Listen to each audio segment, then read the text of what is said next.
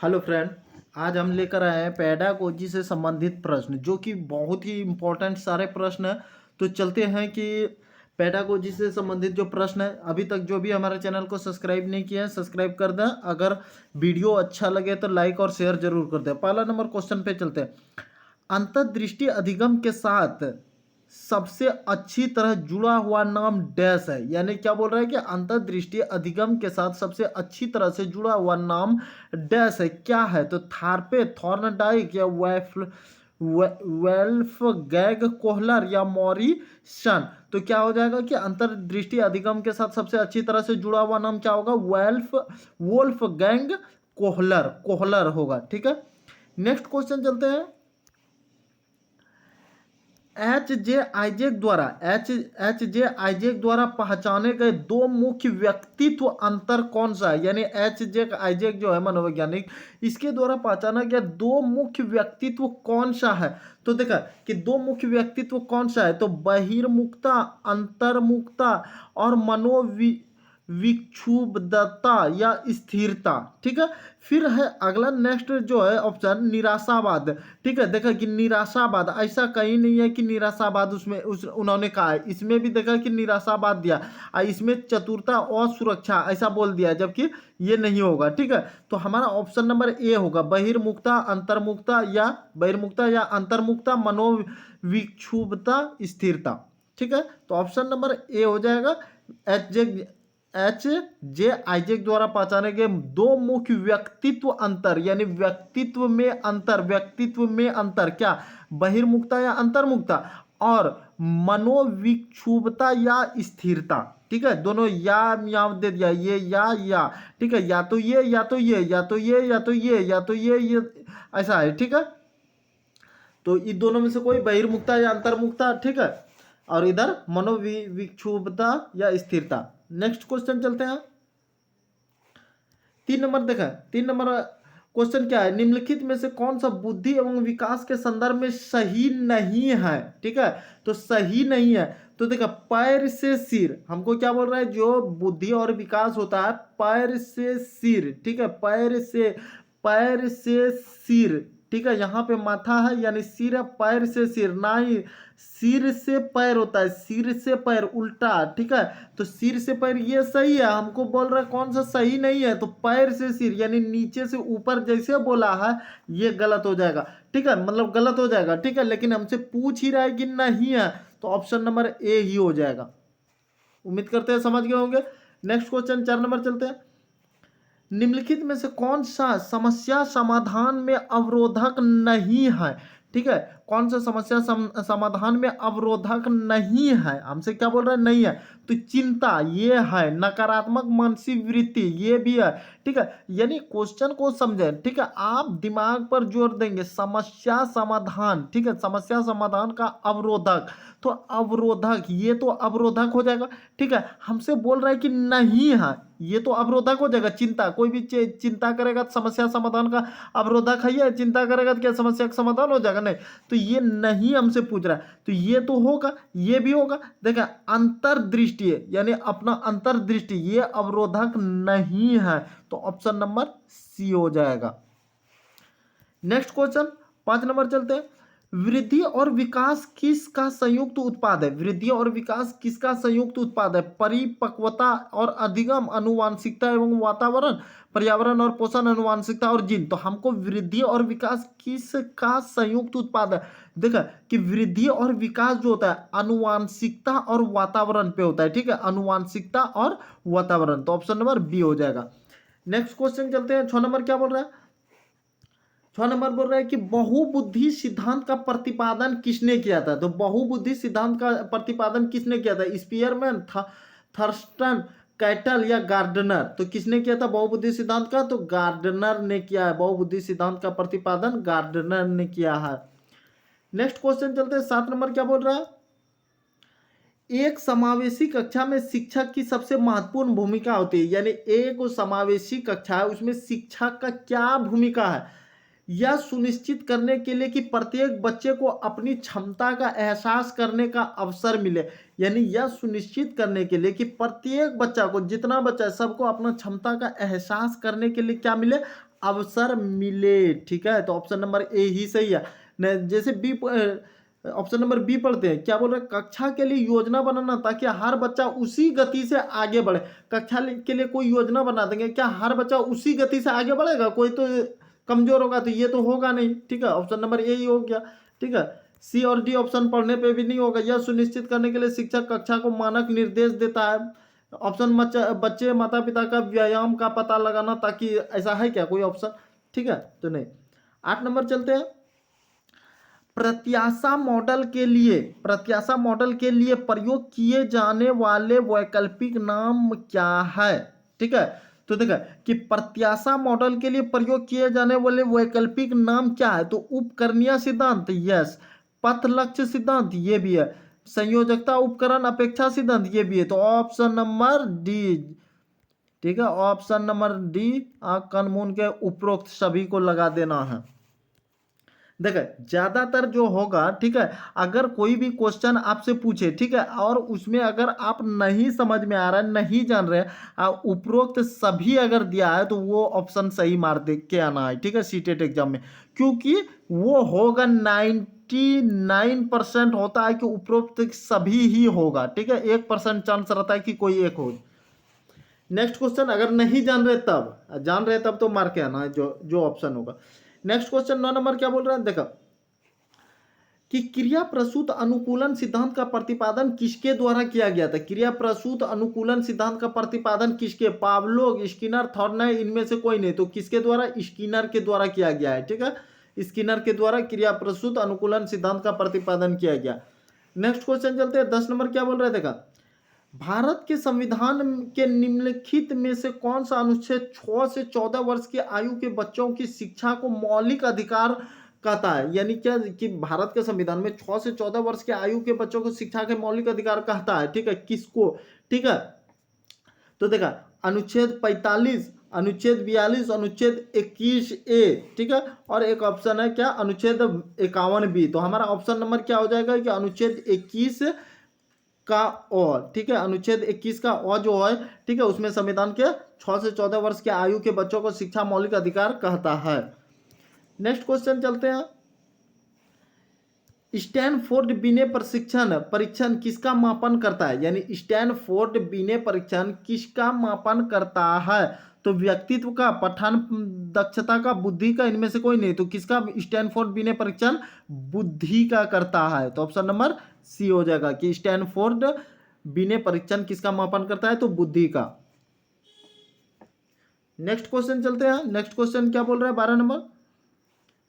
12 number बोल रहा है, देखा निम्नलिखित में से सीखने का कौन सा नियम थॉर्नडाइक ने नहीं दिया है? ठीक है, सीखने का कौन सा थॉर्नडाइक ने नहीं दिया सीखने का नियम? ठीक है, तो देखा तत्परता का नियम ये दिया है, प्रभाव का नियम ये दिया, अवलोकन का नियम ये नहीं दिया है। ठीक है, ये नहीं दिया। हमसे बोल रहे हैं कौन सा नहीं दिया है, तो ये तो नहीं दिया है। फिर अभ्यास का नियम ये भी दिया है, तो अवलोकन का नियम थॉर्नडाइक ने नहीं दिया। तो ऑप्शन नंबर सी हो जाएगा। नेक्स्ट क्वेश्चन चलते हैं। 13 नंबर क्या बोल रहा है, अधिगम का सबसे उपयुक्त उद्देश्य है? ठीक है, अधिगम यानी सीखने का सबसे उपयुक्त उद्देश्य क्या है? व्यक्तिगत समायोजन, सामाजिक व राजनीतिक चेतना। राजनीतिक चेतना नहीं होगा, व्यक्तिगत समाज, व्यक्ति में समाजन, व्यवहार परिवर्तन, स्वयं को रोजगार के लिए तैयार करना, ऐसा सीखने का कोई उद्देश्य है? यानी अधिगम मतलब सीखने का सबसे उपयुक्त उद्देश्य, अधिगम मतलब सीखना, तो स्वयं का रोजगार के लिए तैयार करना, ऐसा नहीं, व्यवहार में परिवर्तन। ठीक है, अधिगम का सबसे उपयुक्त उद्देश्य है व्यवहार परिवर्तन। यानी सीखता है तो कोई आदमी क्या करता है, व्यवहार में परिवर्तन लाता है। अगर आप पढ़े तो आपकी भाषा, कोई मूर्ख है उसकी भाषा में बहुत अंतर होता है। नेक्स्ट क्वेश्चन चलते हैं। 14 नंबर क्या बोल रहा है, विद्यालयों में सह-पाठ्यक्रम गतिविधियां क्यों आयोजित की जानी चाहिए? विद्यालय में जो है सह-पाठ्यक्रम यानी सब पाठी लोग मिला के, सब नहीं होता है, लड़के लोग को मिला के गतिविधियां क्यों, सब मिल के कोई गतिविधियां, खेल कूद हैन तैन कुछ भी करवा रहा है, तो क्यों करवाना चाहिए? ठीक है, आयोजित किए। वो संस्था की प्रसिद्धि में सहायक है। क्या प्रसिद्धि में सहायक है? वे छात्र के समग्र विकास के सहायक है। तो वे ये छात्र के समग्र विकास में सहायक। अगर कोई बच्चा कुछ नहीं जान रहा है तो हो सकता है 4 बच्चा के साथ रहेगा तो वो वैसे ही सीखेगा, बोलने चलने खेलने कूदने। ठीक है, बच्चा कहाँ से? तो अपने संगति से ही ना सीख रहा है। या 2 ऑप्शन को और देख लेते हैं। ये शुल्क लेने के लिए नहीं, शुल्क लेने के लिए यानी पैसा लेने के लिए ऐसा कर रहा है नहीं। ये उन विद्यार्थियों के लिए महत्वपूर्ण है जो अध्ययन में रुचि नहीं रखते। क्या खेलने के से क्या उस बच्चे में रुचि आ जाएगा? नहीं। तो ये ऐसा ऑप्शन होगा नहीं, तो ऑप्शन नंबर 2 ही सही था। Next question 15 number. Dyslexia. Dyslexia का अर्थ है मानसिक विकार, पठन विकार, गणितीय विकार, इनमें से कोई नहीं। तो देखा, डिसलेक्सिया, डिसकैलकुलिया बोलेगा तो ये गणितीय विकार हो जाएगा, डिसलेक्सिया बोलेगा तो पठन का विकार होगा। ठीक है, पढ़ने वाला। ठीक है, तो पठन विकार होगा। नेक्स्ट क्वेश्चन चलते हैं। 16 नंबर क्या बोल रहा है?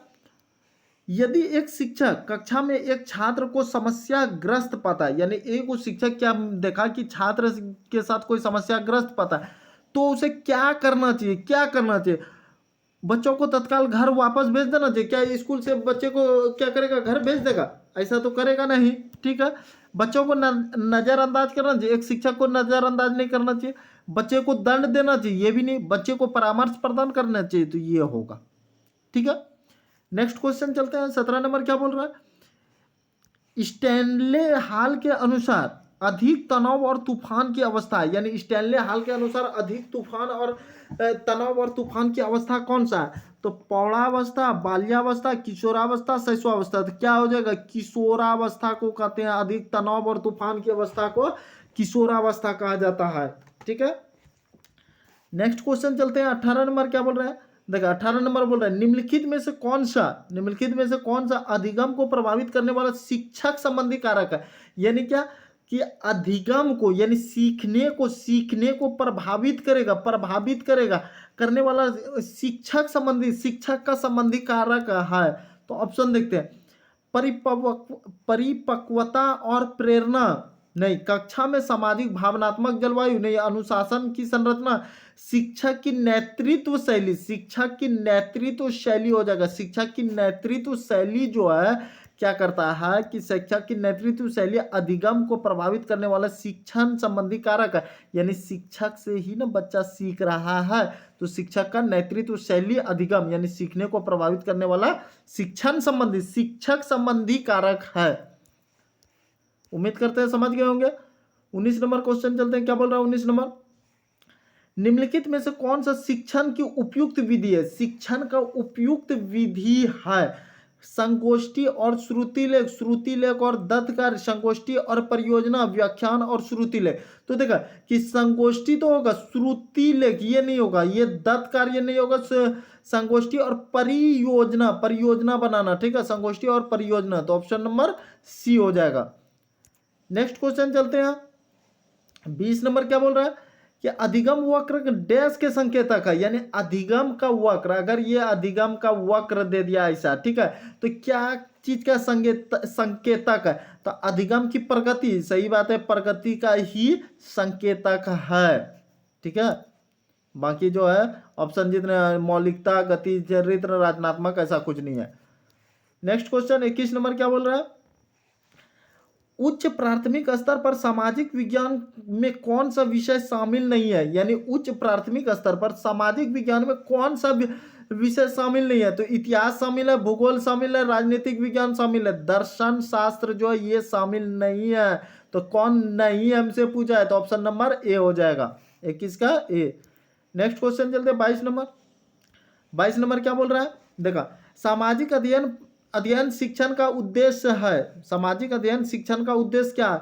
सांस्कृतिक विरासत का विकास, राष्ट्रीय अखंडता और अंतरराष्ट्रीय समझ का विकास, ये भी होगा। एक अच्छा नागरिक बना। देखो ऑप्शन डी में दिया उपयुक्त सभी, तो उपयुक्त सभी मार देना, ऐसे तीनों ऑप्शन सही है तभी मारना है। नेक्स्ट क्वेश्चन चलते हैं। 23 नंबर क्या बोल रहा है? 23 नंबर, अधिगम की प्रक्रिया में अधिगम का स्थानांतरण डैश हो सकता है, यानी अधिगम की प्रक्रिया में अधिगम का स्थानांतरण डैश हो सकता है। क्या हो सकता है? सकारात्मक हो सकता है, नकारात्मक भी हो सकता है। अधिगम की प्रक्रिया में अधिगम का स्थानांतरण सकारात्मक हो सकता है तो नकारात्मक भी तो हो सकता है, शून्य भी हो सकता है। उपयुक्त सभी, तो ऑप्शन नंबर डी उपयुक्त सभी। नेक्स्ट क्वेश्चन चलते हैं। 24 नंबर क्या बोल रहा है? 24 नंबर देखा, ईवीएस में शैक्षिक भ्रमण का मूल उद्देश्य क्या है? तो शैक्षिक भ्रमण का, देखो कोई भी ईवीएस, यानी ईवीएस किसको हम लोग बोलते हैं? साइंस को, ठीक है, साइंस में ईवीएस। तो ईवीएस को क्या बोल रहा है कि घूमना, शैक्षिक भ्रमण का घूमने का उद्देश्य क्या है? तो बच्चों की ऊर्जा का विकास करना। क्या ऊर्जा के विकास के लिए बच्चा को घुमा रहे? नहीं। तो छात्रों का हस्त गतिविधि आधारित अनुभव प्रदान करना। अगर कोई बच्चा को घुमा रहे हैं तो कोई चीज दिखा रहे हैं, घुमाने ले गए, तो उसको क्या हस्त गतिविधि आधारित अनुभव प्रदान करेगा, ठीक है, कोई चीज का अनुभव। क्या, हाँ, मान के चलिए एक बच्चा देख लिया कि कभी जान रहा है कि पानी में डैम ये है, ठीक है, पानी का डैम, पानी यहाँ है, ये डैम बना है, ठीक है, ऐसा कभी देखा नहीं है, उसको घुमाने लगे तो उसको अनुभव हुआ ना भाई कि ये पानी इधर से रहता है, डैम ऐसा रहता है, इस पर चल फिर सकते हैं। समाजीकरण को बढ़ावा देना? नहीं। टीम भावना को बढ़ावा देना? नहीं। तो ऑप्शन नंबर हमारा क्या हो जाएगा? बी हो जाएगा। नेक्स्ट क्वेश्चन चलते हैं। 25 और आखिरी प्रश्न है ये, ठीक है। भाषा में कितने प्रकार के कौशलों का प्रयोग किया जाता है? तो कितने प्रकार के कौशल का प्रयोग किया जाता है? तो लिखना, ठीक है, बोलना, सुनना, लिखना, बोलना, सुनना, पढ़ना, ठीक है। तो ये चार जो होता है, ये भाषा में कितने प्रकार के कौशल का प्रयोग किया जाता है? तो ये चार का, तो ऑप्शन नंबर बी हो जाएगा, चार। कितने प्रकार के कौशलों का प्रयोग किया जाता है? चार। अगर हमारा वीडियो आपको अच्छा लगता है तो जरूर आप अपने दोस्तों को शेयर करें, नहीं लगता है तो ना शेयर करें, लेकिन लाइक और शेयर करना ना भूलें। सब्सक्राइब भी कर दें हमारे चैनल को। हम क्योंकि वैसे प्रश्न लेकर आए हैं जो कि आने वाले C-टेट के लिए बहुत ही उपयोगी सारे प्रश्न हैं। तो नेक्स्ट वीडियो फिर लेकर आते हैं बहुत अच्छे प्रश्न को लेकर, जो कि इम्पोर्टेंट, सारे प्रश्न इम्पोर्टेंट है।